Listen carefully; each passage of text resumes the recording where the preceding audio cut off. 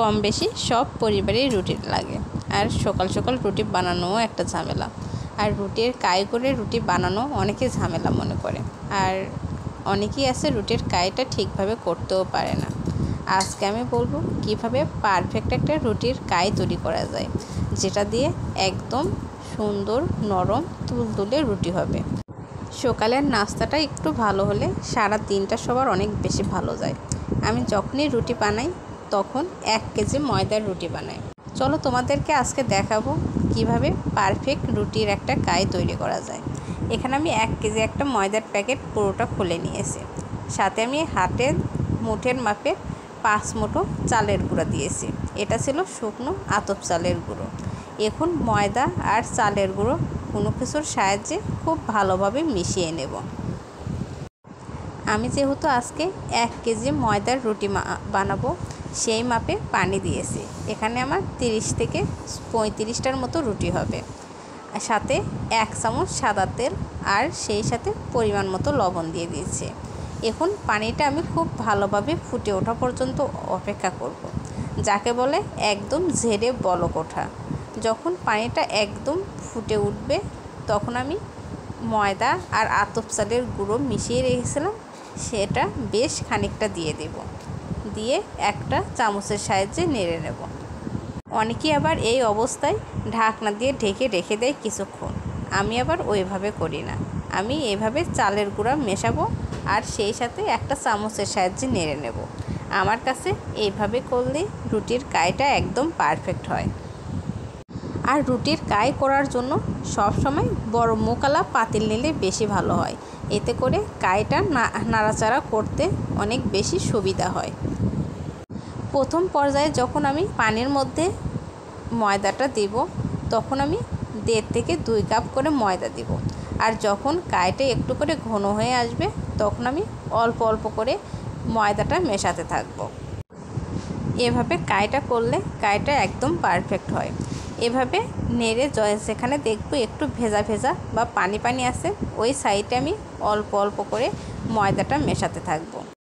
কাইটা নরম হলে রুটি বানিয়েও মজা পাওয়া যায় না, আবার রুটি খেতেও মজা লাগে না। এই জন্য রুটি বানানোর জন্য একটা পারফেক্ট কাই দরকার। আমার যে সাইডে একটু করে কাঁচা কাঁচা লাগছে ওই সাইডে আমি ময়দাগুলো বারবার অল্প অল্প করে দিয়ে মিশিয়ে নিচ্ছি। একটা ঝরঝরে কাই হলে রুটি বানিয়ে বেশ মজা পাওয়া যায়। তোমাদের আরেকটা কথা বলে রাখি, যখন কায়ের মধ্যে ময়দাটা দেওয়া শুরু করবে তখন চুলার আঁচটা কিন্তু অবশ্যই মিডিয়ামে রাখতে হবে, নয়তো কায়ের তলানিতে একদম লেগে ধরবে আর পুড়ে যাবে। এই জন্য মিডিয়াম আঁচে কাই করার সময় চুলার আঁচটা রাখতে হবে। এই তো আমার কাই করাটা হয়ে গেছে, আমি চুলাটা অফ করে দিচ্ছি। এখন কাইটা বড় একটা প্লেটের মধ্যে ঢেলে নেব। যেহেতু কাইটা অনেক বেশি গরম তাই প্লেটের মধ্যে একটু সরিয়ে নিয়ে কাইটা ঠান্ডা করে নেব। একটু হালকা ঠান্ডা করে নেব। বেশি ঠান্ডা হয়ে গেলে কিন্তু কাইটা আবার শক্ত হয়ে যাবে। আর হালকা গরম থাকা অবস্থায় কাইটা ভালোভাবে মথে নিতে হবে।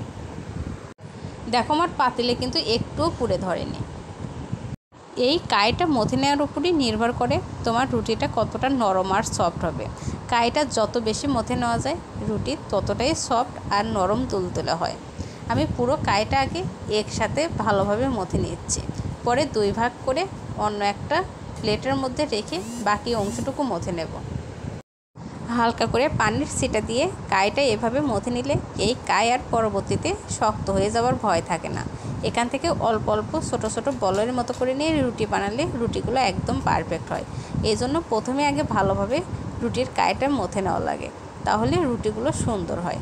আমি 1 ভাগ খুব ভালোভাবে মথে নেওয়া শেষ, অন্য ভাগটাও আবার হালকা করে পানি মিশিয়ে, হালকা বলতে সামান্য একটু পানির ছিটা দিয়ে মথে নেব। এতে করে কাইটা হাতের সাথে লেগে ধরে না, হাতটা একদম ক্লিন থাকে।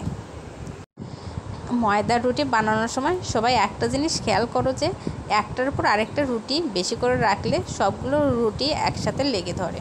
এই জন্য সামান্য চালের গুঁড়া দিলে রুটিগুলো আর লেগে ধরার ভয় থাকে না, মানে ওইভাবে একদম আটকে ধরে না। তবে বেশিক্ষণ রাখলে তো হালকা একটু আটকে ধরবেই। আমার সবগুলো ময়দা একসাথে মথে নেওয়া শেষ হয়ে গিয়েছে। এখন আমি ছোটো ছোটো বলের আকৃতি নিয়ে সবগুলো রুটি বানিয়ে নেব। এই রুটিগুলো এত নরম আর মজা হয়, ভাজি মাংস যে কোনো কিছু দিয়ে খেতেই এই ময়দার রুটিগুলো কিন্তু অনেক বেশি মজা লাগে। আর এভাবে একবারে মথে নিলে খুব সামান্য একটু ময়দা দিয়ে রুটিগুলো খুব পারফেক্টলি বানানো যায়। আমি এখন 10 থেকে 15টা রুটি একসাথে বানিয়ে নেব, নিয়ে সবগুলো একসাথে হালকা করে সেকে ফ্রোজেন করে রেখে দেব। আমার এই আজকের ভিডিও তোমরা যারা ফেসবুক থেকে পেজ থেকে দেখছো অবশ্যই আমার পেজটা ফলো দিও, আর যারা আমার ইউটিউব চ্যানেল থেকে দেখছো অবশ্যই আমার চ্যানেলটা সাবস্ক্রাইব করো। আজকের এই রুটির কাই তৈরিটা তোমাদের কাছে কেমন লাগলো অবশ্যই কমেন্ট করে জানিও। সেই সাথে আমার চ্যানেলটা অবশ্যই সাবস্ক্রাইব করো। আজকের মতো বিদায় নিচ্ছি, আল্লাহ হাফেজ। দেখো আমার রুটিগুলো কত সুন্দর হয়েছে, আর সবগুলো রুটি একই সাইজের হয়েছে।